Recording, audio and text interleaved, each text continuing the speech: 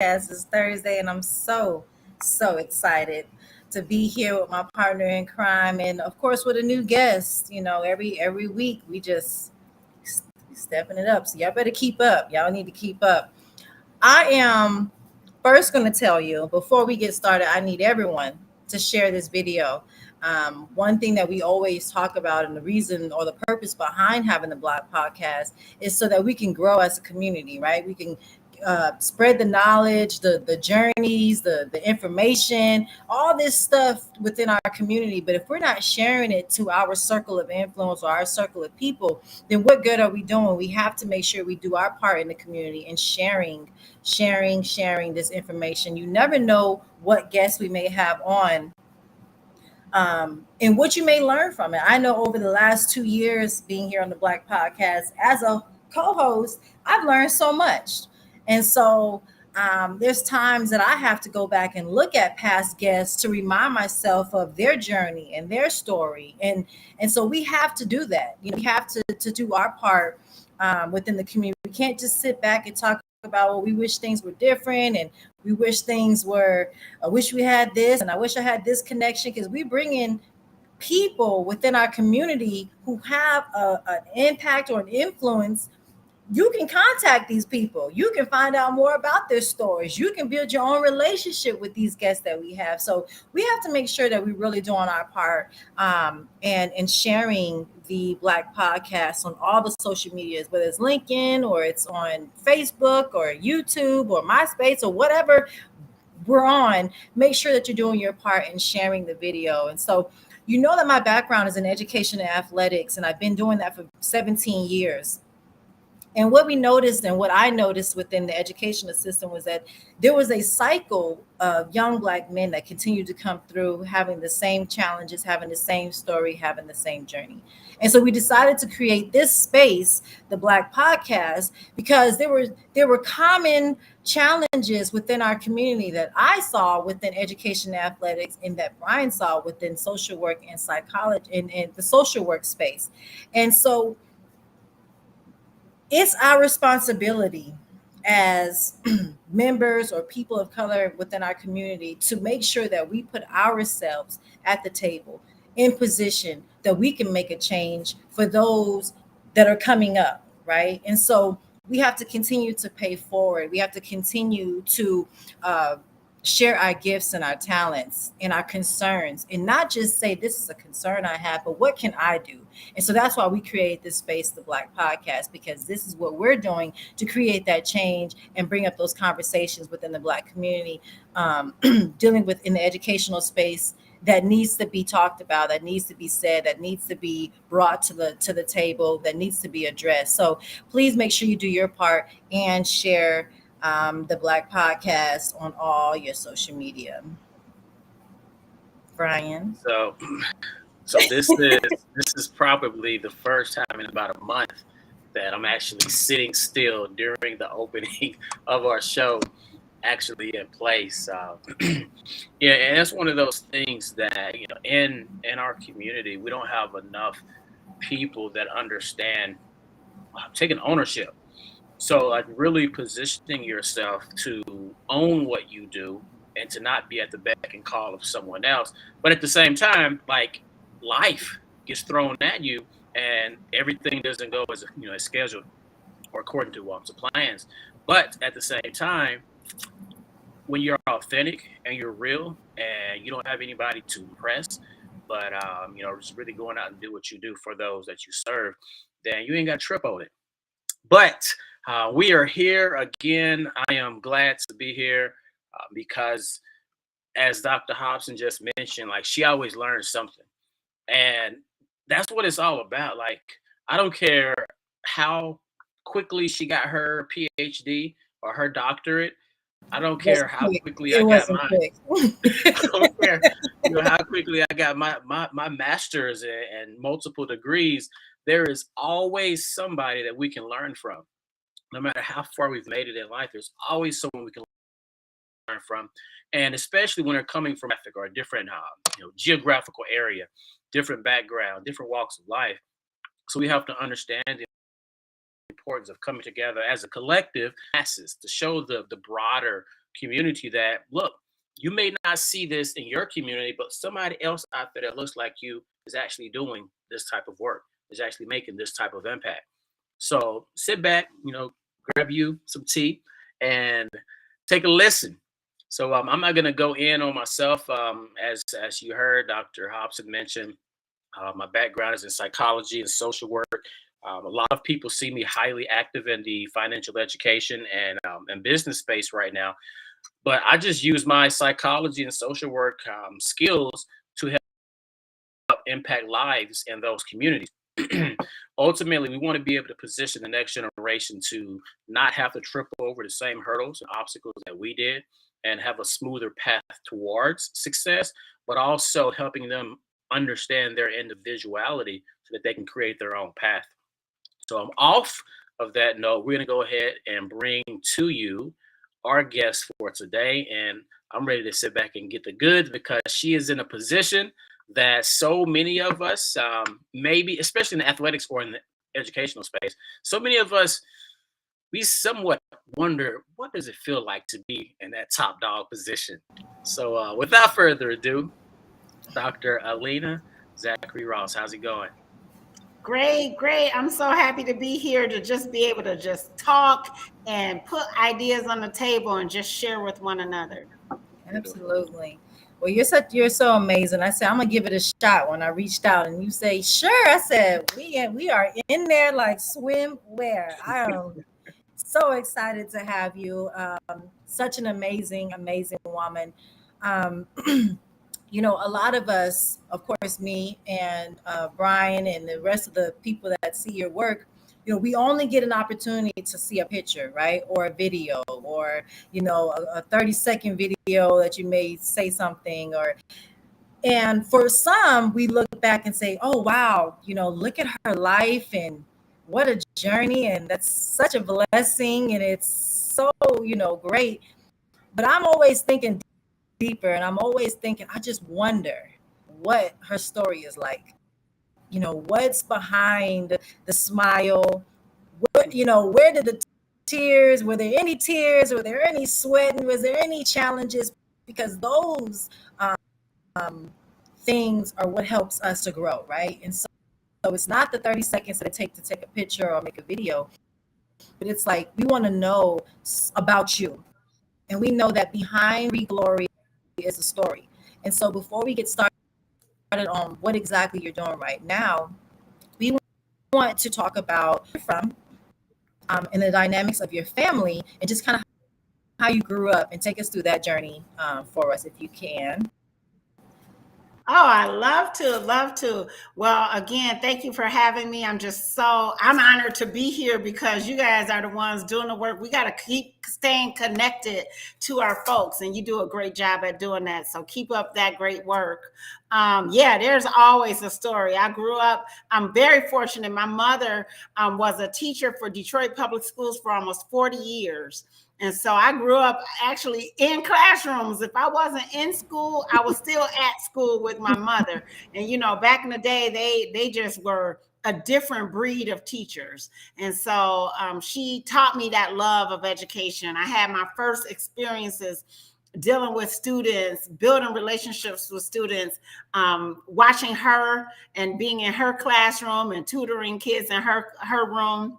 I'm an only child, so I didn't spend a lot of time, but just by myself. So I was in those classrooms, and my mom, although married, still mostly did a lot all by herself. So I learned about being a resilient woman, what strong Black women were about, and about being tenacious and resilient and having fortitude to not ever give up.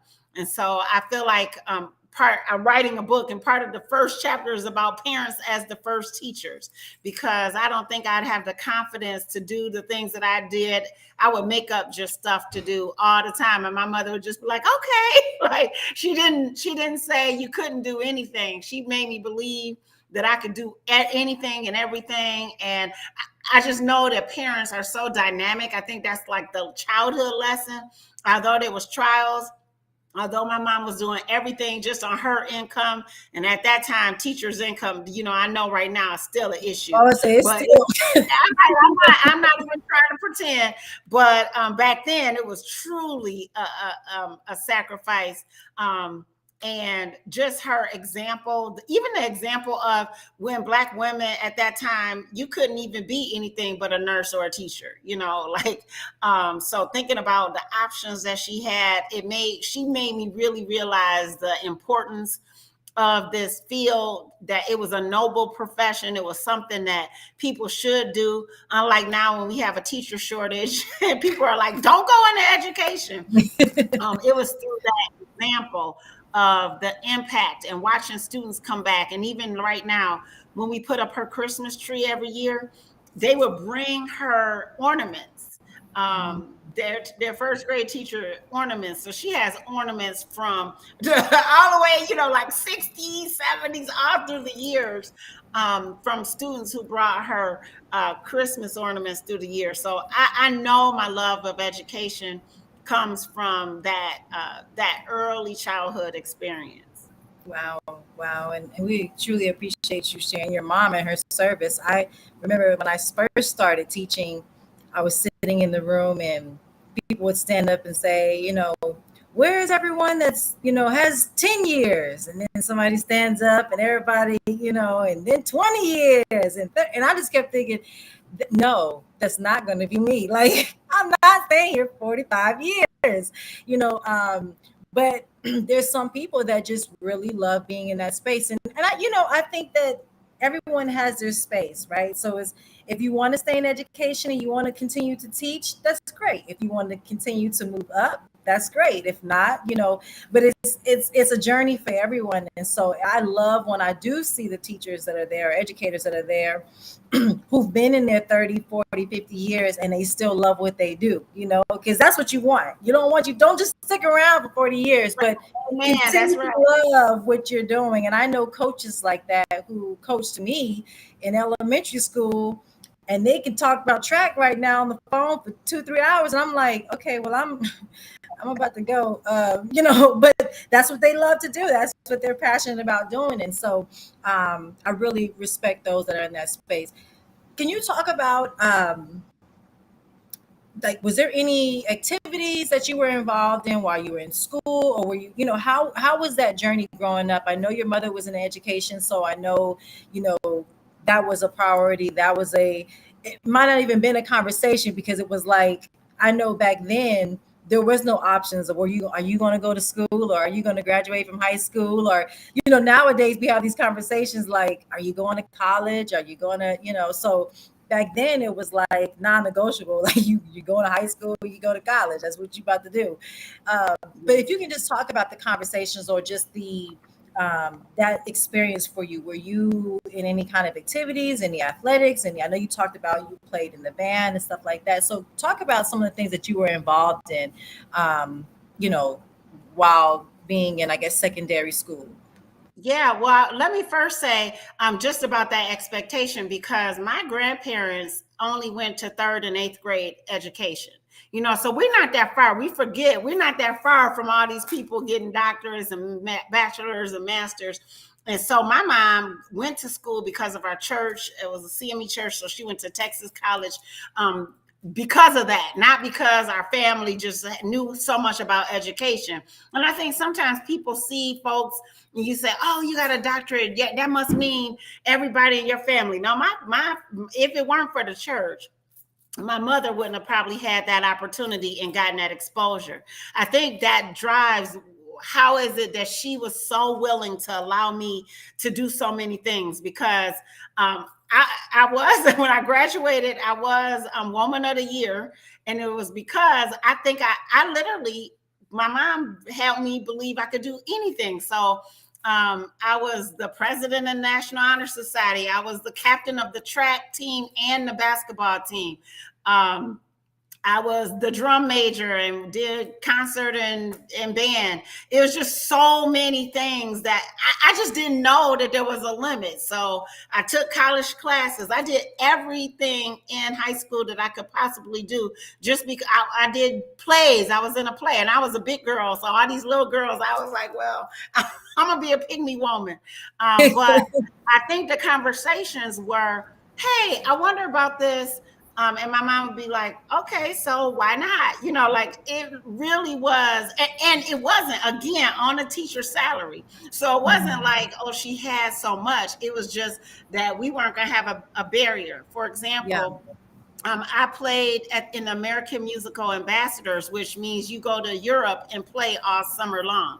Well, my mom didn't, a public school, teaching at Detroit public schools, she didn't have that money, but I wrote letters because, there wasn't no internet back then. Yeah.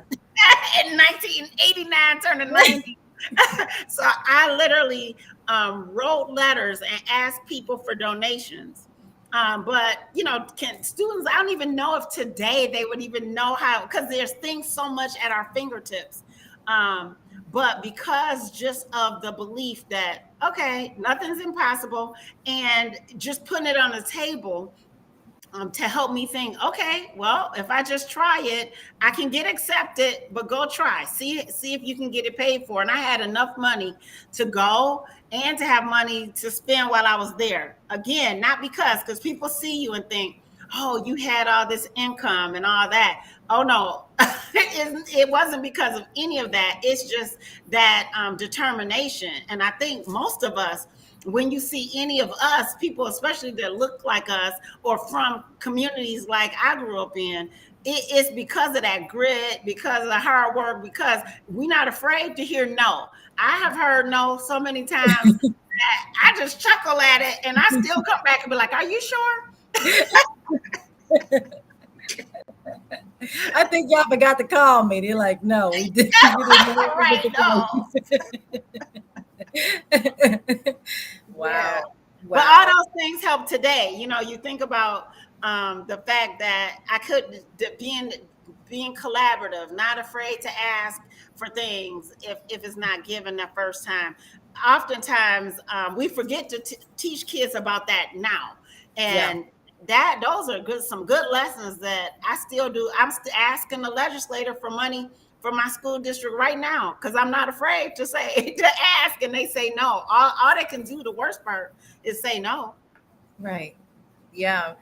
So, being like you explained earlier, and I've always said this on our shows too, is that growing up when we went to college, those were the options that we were given, right? It was like, okay, do you want to be a physical, you want to be a nurse or you want to get into education? Like, no, I don't want to do neither one of those. Well, what about sports? And so when I started talking about sports, it was, okay, well, you can do sports medicine, and I'm like, I don't want to do that either, right? And so those were the spaces that was created, for us to be in. Like, okay, you're gonna do really well in here. You not be a doctor, you can assist the doctor, but it was those kind of conversations. So it wasn't until I got older that I'm like, why I can't be over an athletic department?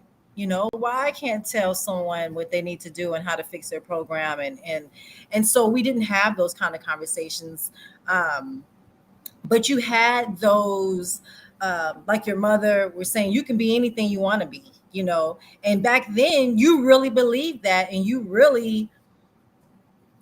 nobody could tell you anything different, because in your head, that's how we dreamed. That's how we knew that if we continue to work hard, then we would get to see the harvest, and we would get to see, all the roots of our labor. And so I want you to talk about just being so young and having that type of balance of things that you were doing, right? Because I have some athletes. I had one in particular where she did everything. She remained a 4.0. She did, she was in this, she was in that. She was great in track. And so I used to always worry about her because it was like she just wanted to check all these boxes, and getting her to understand that everything's not going to be perfect, and you're having these conversations, it takes time. And so telling somebody that and living that is totally different, right? And so I also grew up with my mother and my father telling me, you could do what you want to do. You can be in whatever space that you want to be in. And so I grew up with that type of attitude. But then when I started to get older and get in those spaces, I'm like, well, then why are they telling me no? What is no coming from when you told me I could do what I want to do? And so I want you to speak on just how you were able to, because there's pressure, right, that comes with being Woman of the Year and most likely to succeed. And, there's pressure that comes with that. Did you ever feel that type of pressure with you? Like how were you able to get through those challenges during that time, with everyone like rooting for you, right? You're like, girl, don't let us down, girl. Your whole family's counting on you. Well, it's funny because mine was personal. It was nobody from the outside was doing that. But I can tell you a couple of things. First, when I was in high school, even though I knew everybody, I never felt a part of the in crowd. It's weird. I'm the captain. Everybody is a respect. We friends, but I don't get invited to certain things. So that pressure in high school was an internal. But let me tell you, when you talk about the struggle, because I think that's what people need to hear, is when I went to college again. Now I'm on the track team. Even in college, I'm in the marching band and the concert band. I'm the resident assistant. I have a 4.0, but then I get pregnant with my daughter, who is now 30 years old. And, people, again, the doubt. That's when 30 years old. I know, right? Like how? I say that. Yeah, I say that. I don't know. I don't know how she can be 30. But it was like, I think that's when I felt that pressure of people, from the outside watching and seeing how I was going to respond. Again, support from my mother, and I'm a Delta, so my Sans were my babysitters. Yes, look at. But anyway, my Sans were my babysitters, and I can tell you, it gave me more drive because I'm like, again, I can show you better than I can tell you. I did. Of course, I didn't continue on the track team. I stopped doing the work with the band. But then I went to excellence in leadership, and I was involved with my sorority and NPHC. And I was like, I even got a bigger reason. It's beyond me. And so even by the time I was a senior, I was excellence in leadership gold, and I had 24 credits doing my student teaching and was married and had 2 kids at that point. But that was ended up me, they talk about finding your passion. And I think that's like, I had to do that. I was like, even back in the day, reading Think and Grow Rich, like I got to find my passion and I got to just put it into existence. And one of my Sans, who actually works for Dallas ISD, talks about I would visualize my house and where I would live and all these things, even as a senior in college, because I know that it begins in the mind. And so many of us, educators, students, everywhere, we let the outside and our current situation. If I had to let my current situation determine where I was, or let other people determine what I was going to be or who I was going to be, then I'd have been in trouble. And so I think just really learning that passion, knowing myself. I push that with students about identity. What are your values and beliefs? Who do you think you are? And people are this culture wars, but if we don't teach our kids who they are, when they get in trouble, that's when you get shaken up, or you get the determination to move forward. And so many people get stuck, not because it's their fault, it's that people didn't lift up their identity. People didn't tell them, you can do anything you want to do. That your current situation don't determine where you're going to be. That's nothing. That means that something better is right outside, right around the corner. And I think that's not built inside of us enough. We don't hear it enough. All we hear is, oh, you don't have the qualifications. Oh, well, wait your turn. Or, oh, you don't even get in the room. I mean, I know for me, most of my I've been now 28th year in education, and half the time I only see white men, right? Like, so how do you just say I need to be there? How do you have conversations if you don't play golf to even get to know that position is coming up so that you can be ready for it? Mm-hmm. And so people look at that when I had my children early and was married so young. They took it as negative, but I'm like, what y'all thought was evil, it was for good for me, and it gave me drive. And I think we got to find a passion and we got to find a drive so that Principal Kafele, he's a good friend of mine, Rudy Kafele. He said you can stop a man on the job, but you can't stop a man on a mission. And I'm like, you can stop a woman, man, whoever on a job, because a job, we change titles. I've been a teacher, a school psychologist, elementary principal, middle school principal, assistant suit, but I was on a mission. So although the titles changed, the mission didn't change. And just like you guys are doing this work, your titles might be different, but the mission is still the same. You're spreading knowledge and you getting to all the people, and that's what it's about. Absolutely. Well, we could just stop the show right there because you just, I knew you was the bomb, but dang. Yeah. But you're absolutely right. And I love that you're in that space and that you have that voice, right? Because a lot of times they get to this place and then you don't hear about them no more. Or you can't find them or you can't contact them. So I just love that you're saying, no, like there's going to be some no's, there's going to be some challenges, but like you said, the mission doesn't change. So thank you for sharing that story with us. Yeah, and I think all the way back to when you first started sharing about your upbringing and being alongside with your mom and you seeing her be a go-getter and her letting you be a part of that environment. And it's so often in today's day, when we go through life as adults, we far too, especially in our community, we far too often say, oh, that's grown folks' business. Like, no, like you need to bring them into it because outside of our community, they're teaching their kids these things on a daily basis. So into college or out of college, and here we are. Okay, I got my first credit card, and it says I got $3,000. Heck yeah, I can spend all the way up to $3,000, and I'm good. No, you don't know about credit utilization rates. You don't know about what percentage of your activity is going to report towards your score. We don't know all those things because our parents didn't talk to us about or talk with us about those things.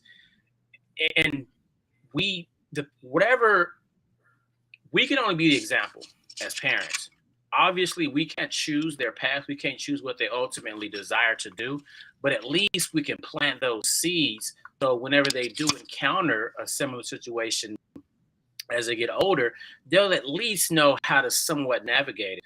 So I love that you mentioned kind of the structure you had as a child, because you mentioned, school psychologists. I'm sure you're aware of how, the brain of a child, it absorbs vicariously all the way up to 7, 8 years old. So the things that you're saying, even if you're not intentionally saying, I'm teaching you this is how to do this, they are absorbing it. And 95% of the rest of their life is going to go right back to those subconscious implantations. So as parents, we got to be so much more conscious on what we say, how we say it, how we move, and what we expose to our kids, because it can either damage them moving forward or it can put them so far ahead of the curve. So we got to be intentional about it.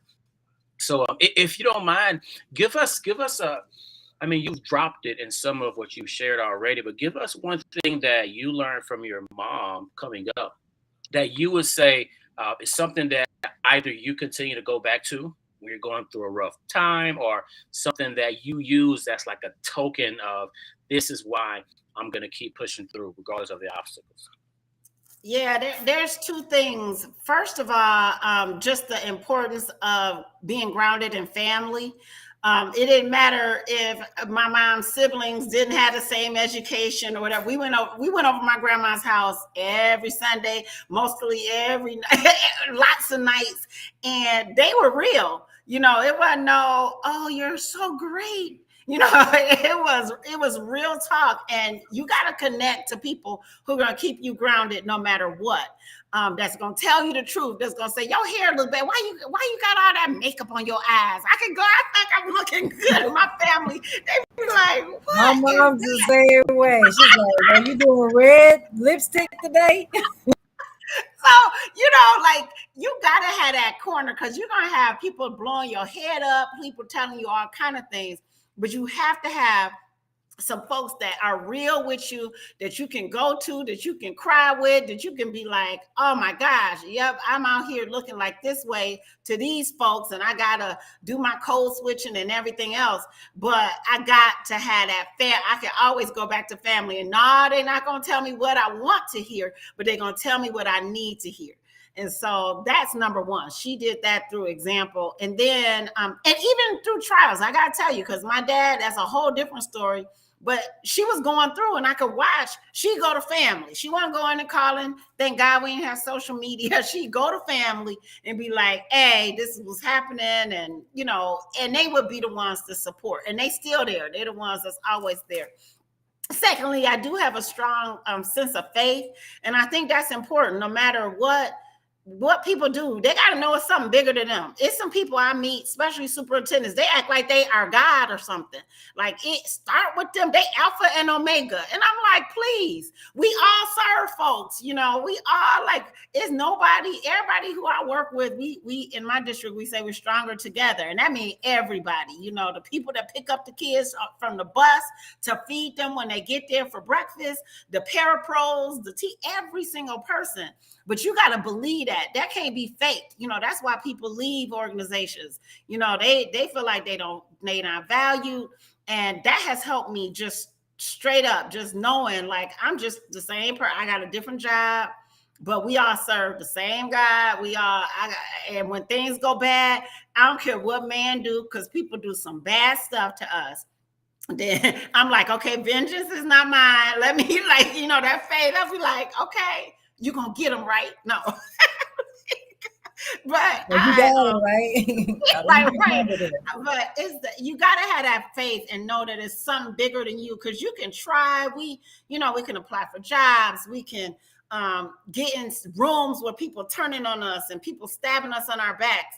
But we got to know that, okay, I'm human, but there's something bigger than me that's got a path that this, you know, that whatever he started in me is going to continue to the end, you know, like just having a faith. Because if we look at our government, if we look at our school districts, if we look at how the state is dealing with education, then we would be disappointed. And so I realized that I don't have to count on those things. Those things are temporary. I think about things that's eternal, but that came from my mom. Wow. I'm about to start rubbing my head over here. Don't we do not want to make this a 3-hour show, because when Brian started doing that, it'd be like, Brian, man, put you on mute. Now, being in the social workspace, and I know I'm gonna sound like a broken record to Dr. Hobson, but being in the social workspace, we got so many people who we're gonna go protest. We're gonna ask them to change it for us. But where is your accountability? You think just because you go and vote for that man that has that D by his name or that R by his name, that your life is gonna change? What are you changing? And it's so sad, because it happens time and time and time and time again, where you vote somebody into a position and you think, okay, all my problems are solved now. And you kick back, and before long, you leaning forward a little bit. Hold up now. Hold up now. Nothing changed until you change. I mean, you have to take the initiative. And you mentioned Think and Grow Rich. You know, there's so many books like that people, especially in our community, I forget who said it, but they said, if you want to hide something from a Black person, put it in a book. Put it in a book. Yeah, and it's sad that when traditional school ends is when most of us stop reading. We stop learning. we'll learn a little bit, during orientation, that probationary training period on the job, but we stop learning, we stop growing, and we no longer are competition to those who've been taught from a young age. You got to keep learning, you got to keep learning, you got to keep reading, listen to something that's going to develop you. I put up a post on on Facebook yesterday, I believe, because I had to catch myself. And the thing is, a lot of people see us in these high positions with certain titles, and they think that we're on a pedestal or something, like we're flawless. No, we mess up too. We fall off too. So I put up a post. It says something along the lines of "Stop watching crap," but I didn't say crap. Stop watching stuff that is distracting you from your goals or something, because you already know in a couple of days you're going to be looking back, kicking yourself because of the time that you wasted. So we find ourselves focusing on things that are of no relevance to the direction that we're going in life. And you have to realize, you know what? Yes, there's times to give yourself a break, but be intentional about it. Schedule in from this time to this time. Like, I'm watching my brainless TV. I'm watching my brainless that. But schedule it in. But when you're supposed to be being productive and you find yourself doing these activities, that's when you got to put a check on your schedule, your structure. So, I love that your mind is where it is, because so many people in the academic space, individuals don't think that we go outside of the box to be as great as we can within this box that they're expecting us play in. But we only get to positions like your position because we didn't go the status quo route. Like, yeah, I colored outside the lines. I did not know. Like, don't tell me how to do this. I'm going to tell you how I visualize myself being successful doing this. And if I mess up along the way, I own it. But at least I'm giving my all. And it seems like that's what got you to where you are today. Brian, you said two things. I got two quotes for you. I always got quotes. For things to change, you have to change. That's the one I look at, and that's Jim Rohn. And then I can't think of my brother's name, but he says, do today what others won't so you can have tomorrow what others don't. And that's what people don't get. It's like, you think it's going to be. Is that Les Brown? I don't know. I don't think it's Les Brown, because that's me. I talk about him all day. I speak on him all day long. I'll be like, you got to be hungry. Yeah. You see, the crazy thing is, people hear these speakers and these trainers, and they think, that's that, pie in the sky type of, all right, keep thinking that way you want to. You're going to be one on the sideline wondering, how did that person get to work? Because they've been listening to the right people. So, man, I'm we on the same way. Wow. Well, like we talk about a lot, especially in our community, especially as a Black woman, in our community, period. But as a Black woman, we're taught, we work in this space of race and gender, and it's really difficult, right? They said that the hardest, the women that have it the hardest is us, or the people that have it the hardest is Black women, because we're in this weird space of making sure that you not give it too much, because if you show too much of what you got, then you're overqualified or you are a threat. But if you don't show enough, then you're not qualified.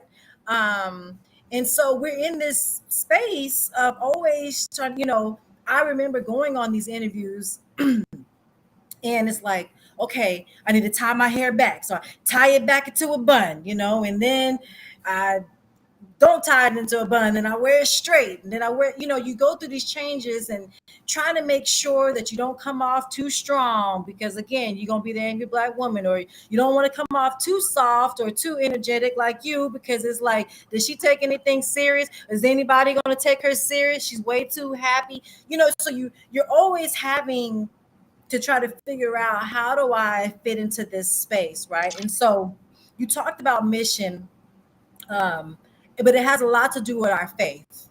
When we know our purpose, or the purpose that God gives us, He has a purpose and a plan for our life. It's easier to stay on that mission, because like boy, you better move on my way, you're gonna get ran over. You know, that's what you about to do. And so that is what helps you to stay the course, right? Is knowing that I've already seen the vision. I've already seen what's in my dreams. I already know what I think about at night. When people used to talk about being in leadership roles like yourself, where you developed other teachers and people and spaces for to be successful, I was always thinking about the athletes. I was always thinking about the coaches, right? Because 85% of children of color, men and boys and girls, they're involved in some type of athletics. That is their academics. That is why they come to school. And so I use that opportunity to say, okay, well, we can be here. We're not going to just run track, but we're going to be here. And this is what we're going to learn. We're going to first learn, let me see your nails. So I used to show the girls, let me see your nails. And the girls would be like, what is she talking about? And I would say, either take the polish off or put the polish on, just teaching them those things. And they were like, this has nothing to do with track, And so I found myself always being at the table, having to explain, why are you doing so much teaching and not enough coaching? But then when my coaching was, again, you said there's no better evidence than success. When you're sitting at the top, they're like, well, just whatever she's doing, just let her do it. Just let her do it. Doesn't mean they agree with it. Don't mean they support it.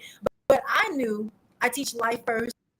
I coach track second. And so I had been like that my entire journey. And I remember becoming a head coach at a very young age, where I started to already go through those challenges of okay, why is she worrying about what they're wearing? Why is she worrying about how they're talking? Why is she wearing? And so my dad said, well, the great thing about you being a young head coach is that you already gone through everything now. So now when you go somewhere and people talk about you, you're just like, I don't care.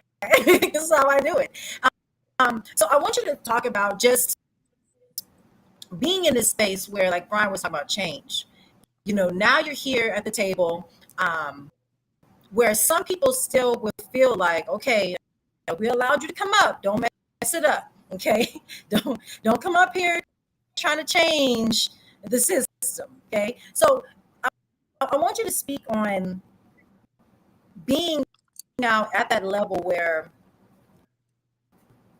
change comes from the top. And so you're there, you have policies, you have regulations, things that you have to follow, but you have your truth, you have your mission, you have your purpose that's attached to your life that that you must accomplish. What is that like for you on a daily basis of making sure that you do your job, of course, but stay true to who you are in that self-identity of peace? Because we talk about that to our students, but do we really live that as educators, staying in our own truth? So if you can just speak on that space.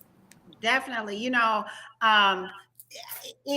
People might say you're in the role, so this isn't real for you, but it's so real. You got to be in the place that's a good fit for you.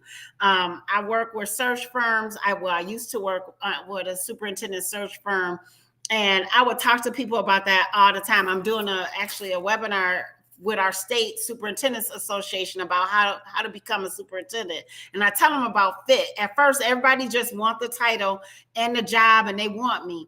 I was at one district. It was great fit. I was doing well, was recruited to go to another district. And then after a while, it was like, oh, are you comfortable here? Is this a good fit? And I'm like, what do you mean? And at first I literally was, because even throughout life, let's just be real. It don't matter if we elementary, middle, high school, college student, we always had these self-doubts. We doubt ourselves. We doubt our skills. That's like all these lies are in our head. And so I started doubting myself and saying, well, am I a great leader? I thought I was. I had been a superintendent for 5 years. Like all of a sudden, like things weren't well, but it was not the best fit. And so then I actually resigned. I resigned, and I was like, well, people saw my work. People know I did good work. They watched every board meeting. So they only Oh, that's fun to talk about books. A book I was just reading, another Napoleon Hill book, talked about you can't worry about your reputation because that's outside, but you can work on character. And that's that inside piece. And so I work on characters. I'm just the same every day, no matter what. And so being true to myself, then your gifts will make room for you. So then I was invited to come somewhere. As soon as I resigned, I didn't go no time without bread, without finances. I was just fine. And people, oh, you landed on your feet. No, first of all, I resigned. Didn't nobody get rid of me. Second of all, that was not a good fit for me. And third of all, I knew I was going to be okay. Talk about that faith. And so people act like every space, every role, you don't want to be a superintendent that bad. You don't want to be a superintendent just because they're saying, oh, well, you're passionate. Yeah, I am passionate. These kids they need us to speak up. They need somebody to be their advocate. My whole Bettina Love talk about they don't bring you to the table, you create your own table. And I'm not afraid to get my own table and bring my people to sit around it. I don't need your table. And so I think that, as long as Brian talked about, if you got your education, you read your stuff, and you putting in the work, that's another thing they talk about is do more than what you paid to do. I always did more than what I was paid to do. So if you don't want me, it's because it's not a good fit. Because I'm going to serve these kids. I'm serving my families and community. And you got to be willing to know that's not a good fit. And so every offer, just because that offer, because we get the doubt. We wonder, I want to talk about that because we have to get out of that space of always thinking, just take something. At least it's a job. At least it's a this. It's like, no. You're on a mission. It needs to align with the mission. It's not just a job. So yes, talk on that too. Keep talking.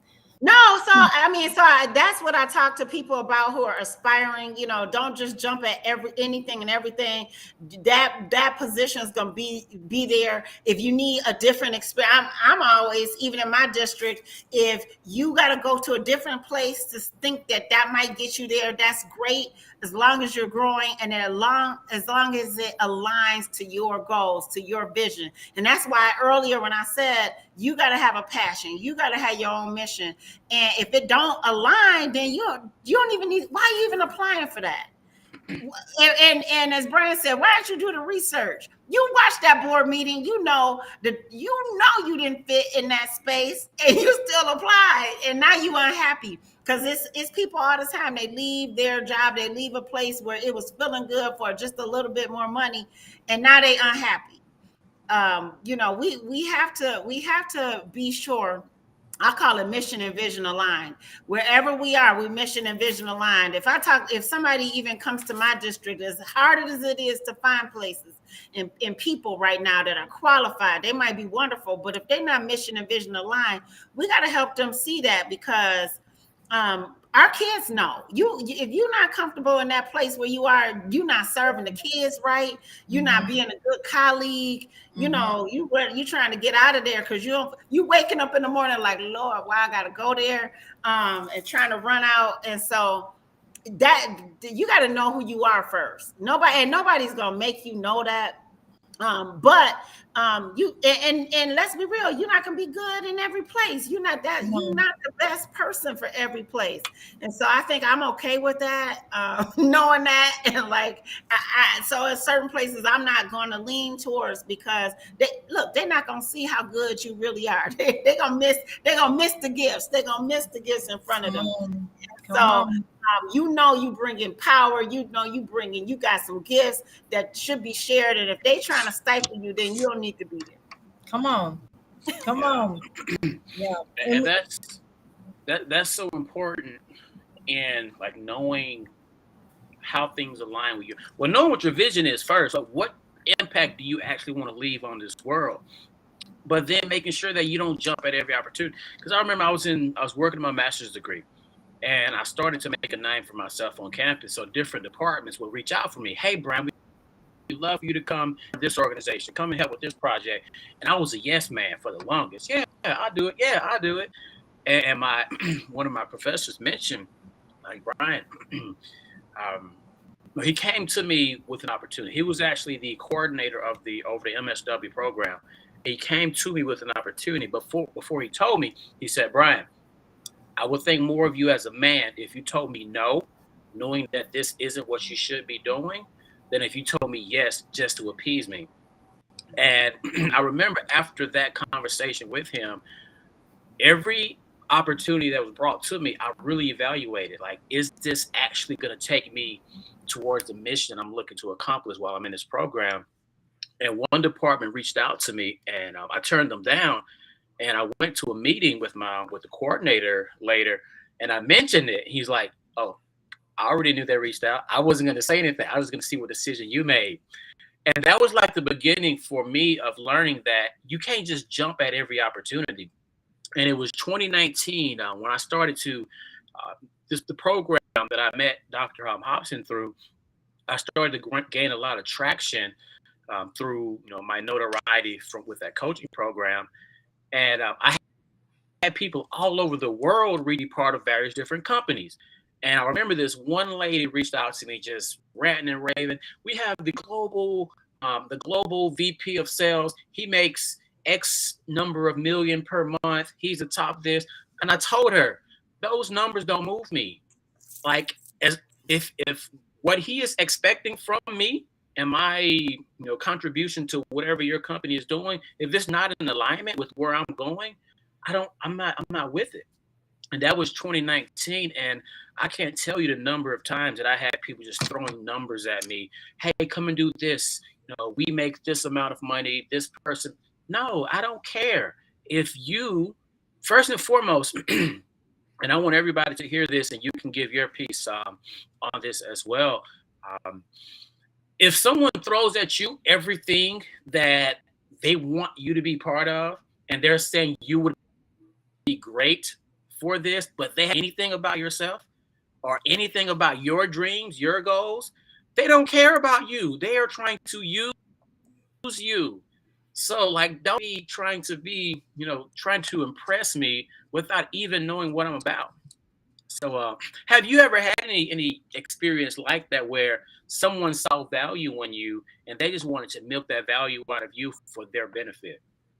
Oh, definitely. Because even when Dr. Hobson, you talking, I'm like, I've never, as long as I was an athlete, I never had a woman coach. I'm like, I'm looking at you. You don't even know. I'm looking at you like in admiration, because I would have loved to have a woman coach, a woman AD, a woman just to see myself in that space. And I know oftentimes, people don't want to talk about it, but it's real. They want a woman, they want a man, they want a black man, they want a Hispanic. They're trying to feel somebody told them they can get. I just did a keynote, and somebody was like, is your business minority owned, and is it this? Because I think Zachary, they don't know. And I'm like, yes, black, black and woman. Oh, you got 2 boxes. Can you come? We got this great honorarium. And I'm like, what is that it? And so on one hand, I do want us to have opportunities. I'm not even trying to be funny, because being a superintendent in most counties, in my county now, I'm the only black. There's 3 women. In the previous county I was in, I was the only black. There was another one woman, and then the county before that, there was 1 additional black. So I need us at the table. Let's not say we don't need to be at the table, but look at, like you said, Brian, look at my qualifications. Look at how I'm going to be a good fit to your organization. Don't just put me on the board because I get invited to be on these boards, and I'm like, wait a minute, I'm the only one there that looks like me, that has any kind of the same demographics of students. And now I realize you're applying for a grant. Absolutely. I even get mad, let's be real, with people that use our children in that way. We got to be careful about that as educators. We apply for grants and we want money, but you using that I got 100% free and reduced lunch. That's why the district, you want to give us money. Right. So we can't pawn off and sell ourselves. We can't sell our students either. And that's up to us to be astute, to say, to pay attention to that. You're like, wait a minute, how am I so qualified to be with you? Tell me what you know about me. Mm-hmm. And we oftentimes so hungry and so ambitious to get it and to be invited, because we don't get invited, right? So don't be mad. People that's listening, I don't want folks mad because they're like, but I do want to be invited. Yes, and most of the time you did work so hard. But don't be used. Don't be abused. Don't be treated a certain way just because now you Black and you educated. Yeah, you did a lot to be Black and educated. You did a lot to be Hispanic or a woman to be educated. So don't, it's interesting. They talk about people are only going to treat you as well as you treat yourself. Mm-hmm. And so we got to learn how valuable we are, that our gifts really mean something, that we bring added value to wherever spaces we're in. And we got to know what it is, because oftentimes we don't know because we didn't self-reflect. We didn't take that time to pause and say, wait a minute, I bring, and I'm still at that point today. I actually had our consultant for our school board talk to my assistant superintendent and said, tell her to give herself all fours on her self-evaluation, because I'm always giving myself, well, I should do better on this. And they actually said, think about if you were somebody else, one of your other colleagues, and the hint was like, some of these white men, they would give themselves the highest score. And I'm sitting up there, oh, well, I don't know, I should do this better. My student advisory council, it really didn't get off going like I wanted. And they're not even trying to have student board, so I think it is, we got to know the value, what value we bring, and we got to treat ourselves like the kings and queens that we are. We got to treat ourselves with the true value that we bring to the table, because oftentimes we'd be like, well, I'm just happy if they just give me this little space. I'm done taking crumbs. Come on. We got to, we deserve more. Exactly. Because nobody else is doing that, and we have to get out of that space. And a lot of that, thank God that that's something that's embedded into us as we grow up, is we knew that we had to have more, we knew that we had to. So it's okay for some people to sit in a room and be comfortable and check a box. Us, that's not enough for us, and so we're always thinking about ways of growing and how do we get better, because we know that the moment that we become complacent and content and just going through the motion, we're going to be out of a job. And so, we can't ever get to that place. And I know that in spaces that I've been in, in the athletic side, that is always that space, right? It's like, you're in high heels, you have this, you look great on paper, and we love this, look like we're celebrating you, but are we really celebrating you?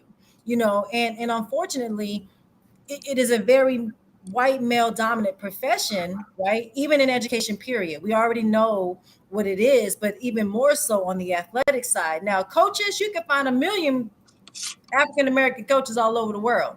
But when it starts becoming, hey, I'm trying to get into the boardroom, I'm trying to go have a conversation about why athletics is important. It's more than carrying a football. It's more than dribbling a basketball. It's more, these kids, this sports is their vehicle to college, to opening up a business, to, things that we were taught about discipline, things that we're going to need for the rest of our life, whether it's going to college or getting a job. You're going to always need discipline. You're going to always have to learn how to take those no's.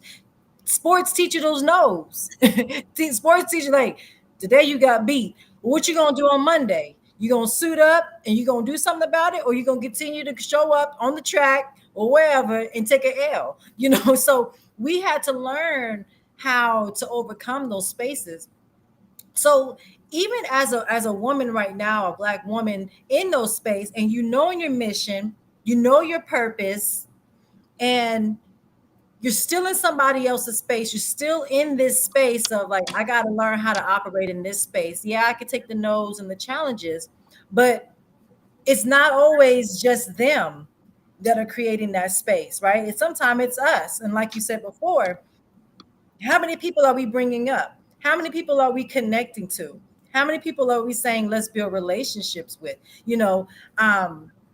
Some of my challenges on this journey hasn't always been from white males. Let's talk about it. Okay, it's been from Black men too, and so it is a lot of trauma that we deal with as Black women on the leadership role, and that we don't speak enough about. We talk about, we look at. I went back and watched like Anita Hill, about her story. Someone. It's like we're looked at as. Um, we were raised to nurture them, to protect them. We got to stick by them. We got to lift them up. But us as Black women, we by ourselves. If you're not your mama telling you to do good, or your daddy telling you to do good, or your girlfriend telling you, girl, don't worry about that. Other than that, you like, I mean, who's protecting us, right? Who is standing in that room saying no, leave her alone? And so we have a lot of battles that we are constantly dealing with, or challenges that we're constantly dealing with, and it's not just from them. We've also created those spaces. And I was sharing that with you earlier. Is that we just have to, at what point do we get to a space, or do we ever get to that place where we can say, okay, let me just be, right? Because we're never in a position where it's like you just go to your job and you're just showing up for your job. Now you're worrying about this person or this challenge coming from this direction, and this challenge and that challenge. And so everybody has challenges, but we, again, research has shown that we have it the hardest. Black women have it the hardest. And the highest you go, it's like more money, more problems. It's like more position, more problems. It's like, more titles, more problem, more education, more problems. And so how are you able to, besides just saying, talking yourself up, girl, get your stuff together, besides having those conversations, I mean, what else do you do? Like, what do you do in those spaces where you know that you're not wanted, but you're there, and you belong there? What are you doing with those conversations? What are you doing to yourself, and what kind of conversations are you having with yourself to remain in that spot? Yeah, that's so funny you say that, because I find it even with our other people, and even Black women, we've gone through so much trauma that we cause trauma with each other. It seems like oftentimes it's competition with my other sisters versus, hey, good job, and lifting each other up. So Lisa Noble talks about it, getting in the mirror and, saying, girl, I forgive you, forgiving ourselves, saying, I'm proud of myself for this is what I did. And I'm committing to you, Alena, today that you're going to do this. And so that self-talk is helpful. And I'm fortunate when I talked about my mother and my family, I can talk to them. They might tell me oftentimes, you're doing too much, just get some rest. And they be like, oh, well, I might as well not tell you that because you're not going to listen. But I'm lucky that I have adult children. So my son and my daughter, oftentimes they might wrote that I could talk to them and have a circle. It might be a small circle. I think that's what we realize, like we might know a lot of people, but for real, our small circle are the ones that we can truly be real with and can let down our hair. I can remember finishing my doctorate thinking, oh my God, I might as well forget it. I had 2 ABDs before this last doctorate I got. I'm like, I probably got the most education of anybody I know. I've been to 3 full doctorate programs, but it didn't matter till it got done. And it was my friends that were like, girl, you better just write something. You better do, like, you gonna finish this one. And then one of my friends just finished her doctorate, and I can remember doing the same thing for her, just being in her corner. So it's those small few, and we got to take time out, because that's the other thing. We get so mission driven that we don't take time out for them people. And like my best friend, I only talk to her but it's 7:30 in the morning. We know on our way into a meeting, it's 7 o'clock to 7:30. Like, hey girl, how you doing? Are you doing all right? You strong? You keeping up? Because of course the people in your circle are just as driven as you are, and so they busy too. They should be. Yeah, they should look. That's a whole nother podcast, boy. But yeah, so having those people and taking the time. I said, It's some other book. I can't remember, but it says, if you want to know what you value, look at your calendar and look at your checkbook. Look at your bank account, because that's what you value. And so when I read that, I really took that to heart, and I'm like, dang. I got to make sure I'm calling my mama, every day. I'm calling my kids. I'm calling my best friend. Because those are the ones that, even if we don't feel like we had that time, it's that little bit. You don't need a lot of it all the time. Just a little bit to rejuvenate us, to get us going, to really empower us. Because everybody pulling us, and it's draining. Yeah. And so we gotta know. At work, the last few years, I've told everybody in my organization, and I give them examples. Like, they come to me with something about their family. I'm like, listen, take care of yourself first. Yeah. Then your family. Mm-hmm. Then this job. Because Mm-hmm. if you take care of yourself and then your family, the job is gonna be easy. But if you're worried about your kids, if your health are all out of whack, then when you don't have them priorities straight, then that really messes us up. So when you talked about that self-talk, that's what we got. I have to tell myself, did I take care of myself? Did I do my walk?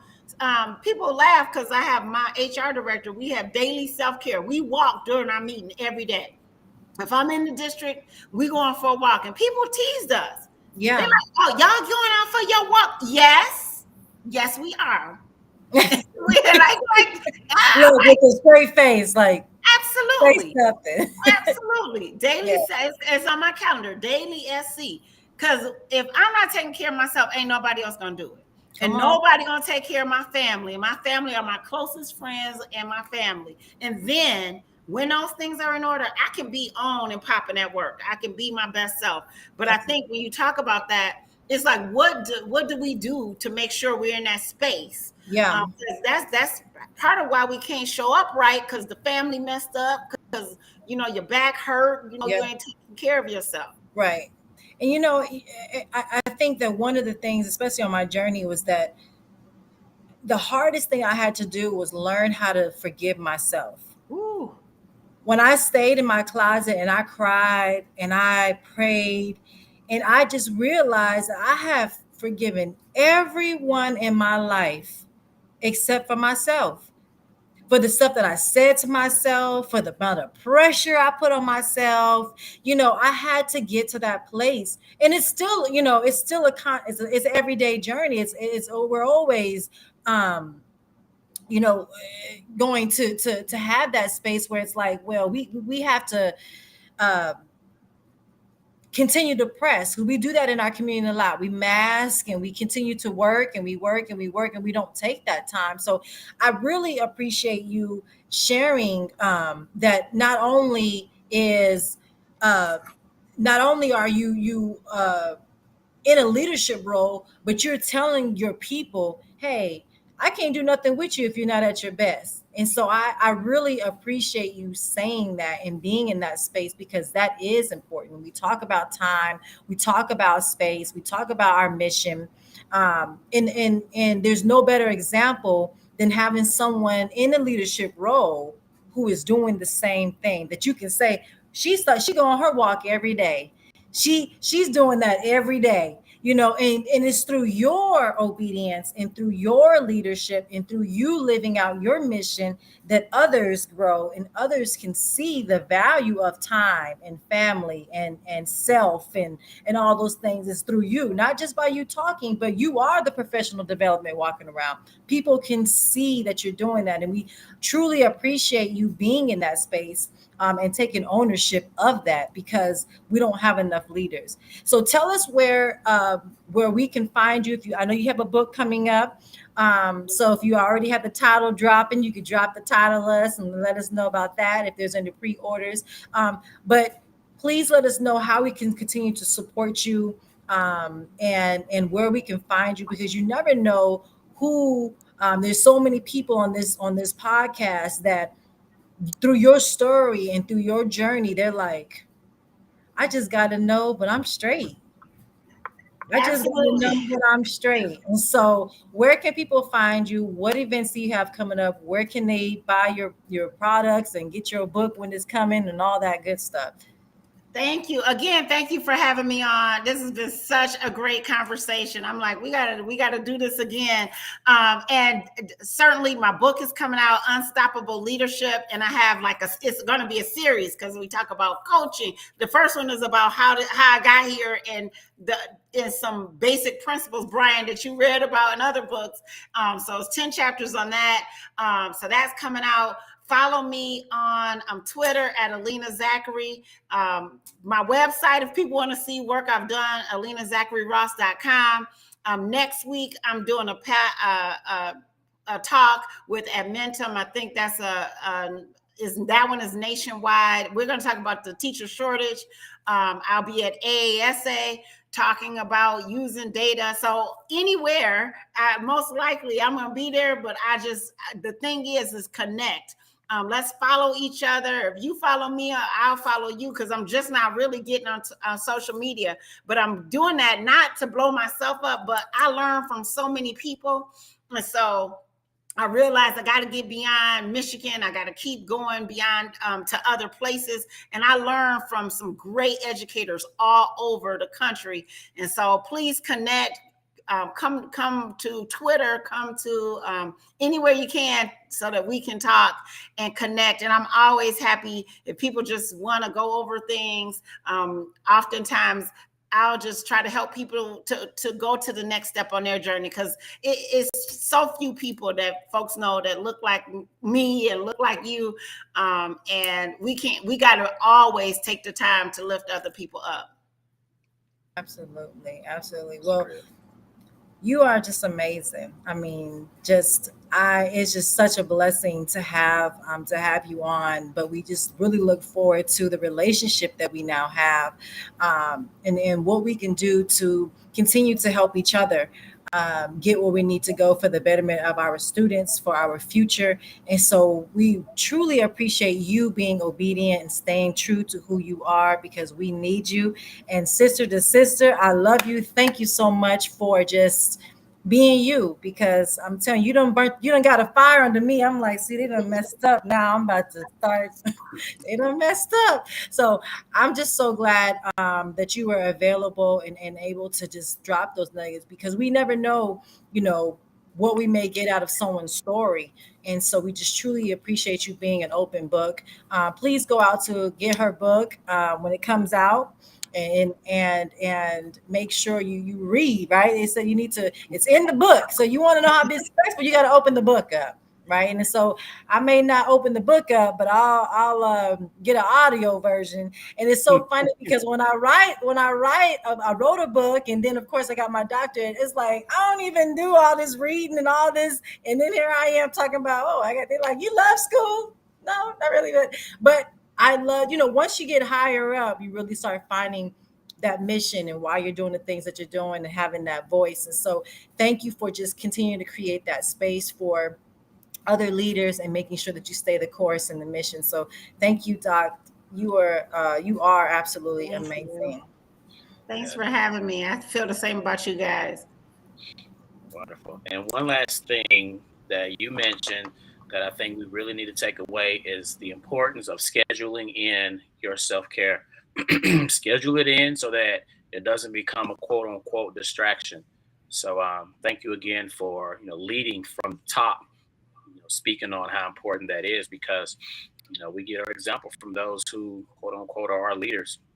So we're going to put you in the backstage and close out the show. Then we'll close out with you, and then start the next stage of our relationship. Thank you again. Awesome. Thank you.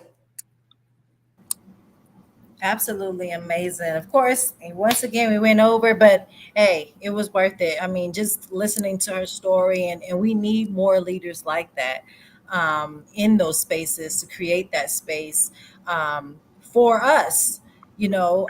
Who's going to speak the truth, who's going to advocate for our students, who's going to say truth to their truth. And so I really appreciate Dr. Zachery-Ross for allowing us to come into that space with her, because like she said, she's at the table, and sometimes those people think that they're above her and she's at the same table. So we have to make sure that we put ourselves in position and do our part in making a change. So she was amazing.